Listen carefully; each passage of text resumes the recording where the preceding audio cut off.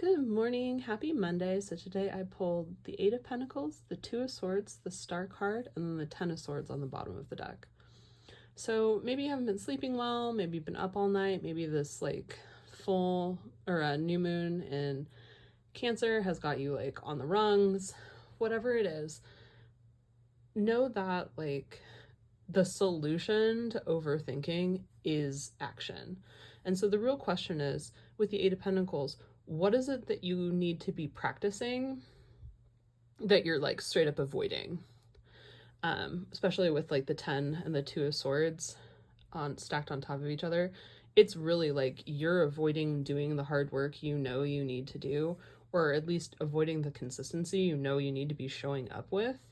And so the Star being the last card here, there's only really hope if you're willing to show up and do the work. And yeah, it's not fun showing up and being consistent. It's really boring. And so maybe you're like crashing out over that.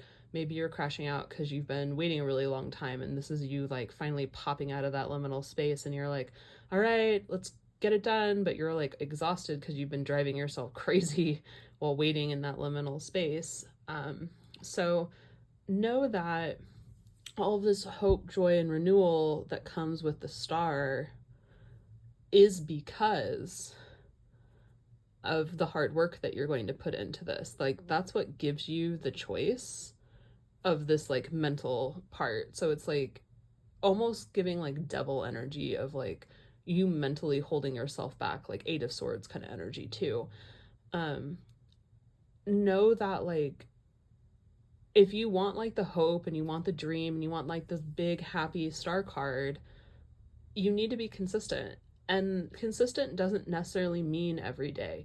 You know, do you need to hit it 3 times a week, 2 times a week? Do you need to spend a special amount of hours dedicated to your task so that you're consistently moving through things to get stuff done, right? That's how we get mastery, is we continuously show up and participate. But right, like you need days off from working out so you don't overwork yourself.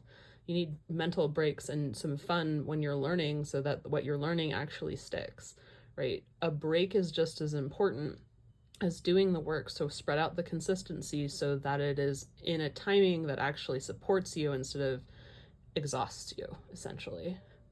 I love you. I hope you're having a great day and enjoying Cancer season. I'll talk to you tomorrow. Bye.